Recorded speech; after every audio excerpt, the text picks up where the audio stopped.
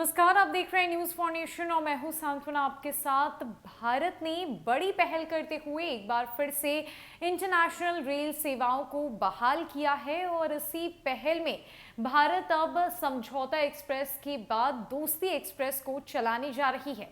जी हां, भारत और नेपाल के बीच अब रेल सेवाएं शुरू होने जा रही है और इस रेल सेवा का उद्घाटन आज भारत और नेपाल के प्रधानमंत्रियों ने मिलकर किया। दोनों प्रधानमंत्रियों ने मिलकर वीडियो कॉन्फ्रेंसिंग के माध्यम से दोस्ती एक्सप्रेस की नई रेल सेवा को हरी झंडी दिखाई।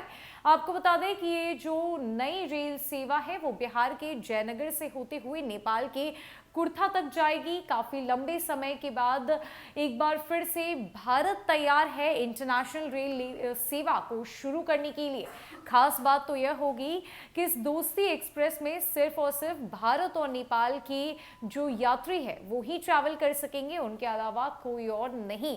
साथ ही साथ कुछ महत्वपूर्ण दिशा निर्देश इस ट्रेन को लेकर जारी किए गए हैं।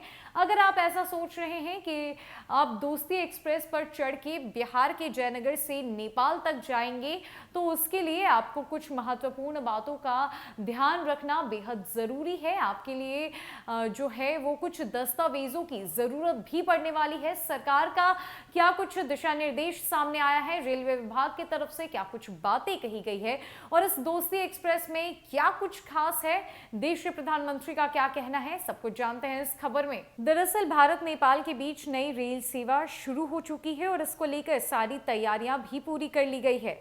शनिवार यानी आज प्रधानमंत्री नरेंद्र मोदी और नेपाली पीएम शेर बहादुर देउबा ने नई दिल्ली के हैदराबाद हाउस से वीडियो कॉन्फ्रेंसिंग के जरिए इसका उद्घाटन किया। दोनों देशों के बीच जयनगर बिजलपुरा बर्दीदास तक रेलवे लाइन को जोड़ा जा चुका है।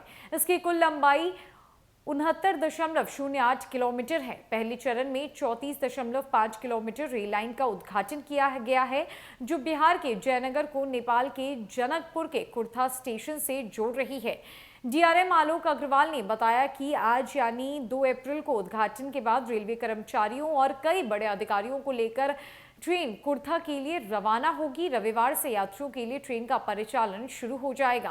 खास बात तो यह है कि ट्रेन में सिर्फ भारतीय और नेपाली यात्री ही सफर कर पाएंगे। रेलवे बोर्ड ने इसके लिए एक एसओपी जारी किया है, जिसमें दूसरे देशों के नागरिकों को ट्रेन में सफर करने की अनुमति नहीं दी गई है। आपको बताएं कि रेलवे ने उन पहचान पत्रों की लिस्ट जारी की है जो इस रेल लाइन से यात्रा करने वालों के लिए जरूरी होंगे और वो कुछ इस प्रकार है। वैलिड पासपोर्ट, भारत सरकार, राज्य सरकार, केंद्र शासित प्रदेश से जारी फोटो आईडी कार्ड, भारतीय चुनाव आयोग से जारी वोटर आई कार्ड, नेपाल में इंडियन कंसुलेट जनरल से जारी इमरजेंसी सर्टिफिकेट, आइडेंटिटी सर्टिफिकेट, 65 साल से अधिक और 15 साल से कम उम्र के लोगों के पास फोटो आईडी कार्ड जैसे PAN card, driving licence, CGHS card, ration card होने चाहिए। भारत नेपाल के बीच रेल सेवा को लाइफ लाइन माना जाता है। साल 2010 में छोटी लाइन को बड़ी लाइन में कन्वर्ट करने के लिए भारत सरकार ने 550 करोड़ रुपए की मंजूरी दी थी। इस पर 2012 से काम शुरू हुआ।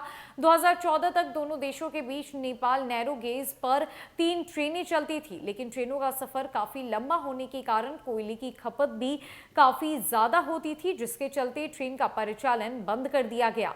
2021 के जुलाई में इसी रेलखंड पर लोकोमोटिव इंजन का सफलतापूर्वक स्पीड ट्रायल किया गया। 8 साल के बाद फिर से रेल सेवा शुरू होने से दोनों देशों के लोगों के बीच काफी उत्साह देखने को मिल रहा है। 8 साल के बाद एक बार फिर से भारत ने एक बड़ी पहल की है और इस पहल के तहत अब भारत से नेपाल के लिए रेल सेवा को शुरू किया जा चुका है। इसका उद्घाटन दोनों देशों के प्रधानमंत्रियों के द्वारा किया जा चुका है। अब ऐसे में कल यानी 3 अप्रैल से यात्रियों के लिए इस ट्रेन का परिचालन शुरू होगा। अब बेहद कम समय में आप बिहार से नेपाल तक ट्रैवल कर सकेंगे और काफ़ी अफोर्डेबल प्राइस में, यानी कि जो दाम होंगे ट्रेन के टिकट्स के वो काफ़ी कम रखे गए हैं। लेकिन खास बात तो यह है कि इसके लिए आपको कुछ ज़रूरी दस्तावेजों की ज़रूरत है जिसकी जांच होगी और वो ज़रूरी दस्तावेज आपको आपके यात्रा के दौरान साथ लेकर चलना होगा। समय कम लगेगा, यात्रा में जो है वो यात्रा की कीमत कम लग रही है और ख़ास बात यह भी है कि सिर्फ और सिर्फ इस दोस्ती एक्सप्रेस में भारतीय और नेपाल के नागरिक ही यात्रा कर सकेंगे। फिलहाल के लिए इस अपडेट में इतना ही। नई खबरों के लिए हमारे साथ बने रहे न्यूज़ फॉर नेशन में। नमस्कार।